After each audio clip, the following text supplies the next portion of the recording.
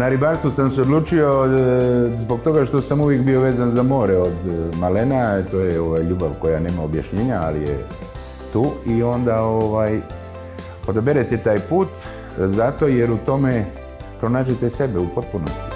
Inače sam stalno na moru, pod morem, blizu mora i onda sam jednostavno jednog dana odlučio pa spojit ću ugodno s korisnim i tako sam se počeo profesionalno baviti ribarstvom.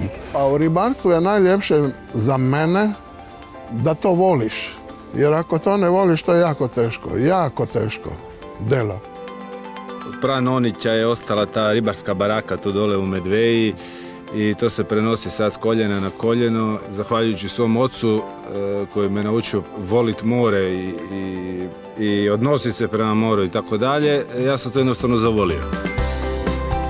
Inače sam bivši sportaš i profesionalac i sve i tu karijeru sam, ajmo reći, prekrižio, zatvorio tu knjigu i otvorio jednu novu karijeru u svom životu.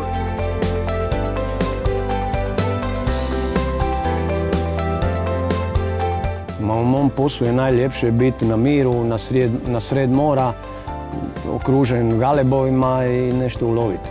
U ovakvom ste poslu slobodni, znači vi ste šef, ali uz to što ste šef pa određujete svoje radno vrijeme, imate i obaveze.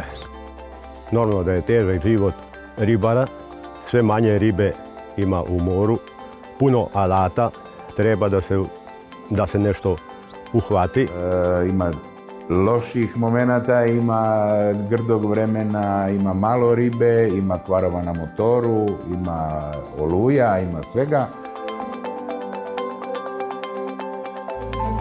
Ribar nije to biti samo tako ribar pa će ja lako živjeti. A već je danas bilo 3 puta i sunce, i kiša, i vetar tramuntana, i puhalje iz Plominskog kanala i puhalje preko iz Malih vrata. I prije sunca se moramo ustati i kasno večer leći, tako da jednostavno nemamo radno vrijeme. Najteže kad se pokvari motor, kad se ne može ići na more, onda je najteže. Osim toga bavimo se još i maslinarstvom, imamo nešto maslina, malo ovčarstvom i tako. Život na selu pa treba se baviti sa svime pomalo. Imamo masline, imamo vinograde, ali bez ribarije ne moram. I ja vrlo rado i dižem se svako jutro kao da moram povjeriti na delu ili nekamo, ne znam, bez ikakvog problema i tako cijeli dan mi prođe i jedva čekam po nacu, jedva čekam lijepo vreme, čekam da sam non stop na moru.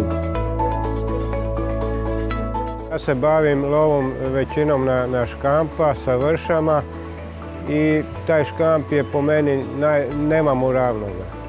Čak ni u Norveškoj, Irskoj, svi ti škampi slični su kao naš, ali nemamo ravnoga nigdje.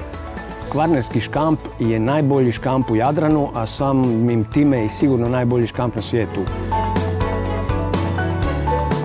Pa ribari su praznovjerni, svi imaju neki svoj ritual, a neki nose sobom svoje amajlije, neki moraju, ne znam, izreći par čarobnih riječi, neki moraju nositi isti komad odjeće da bi bilo uspješno. Najgore je kad nekoga sretneš pa ti kaže sretno ili dobar ulov, nema gore od toga. To je najgore što ti se može desiti. Grdo vrijeme ne čekaju u portu, a sa grdim vremenom ne ide na more. Evo. Mislim, kad je vrijeme treba ići na more i to je to. To je sva mudrost. Znači, za sva zanimanja koje znamo postoji škola. Ne postoji škola za ribara. A to je zato što ne postoji škola u kojoj se uči ljubav.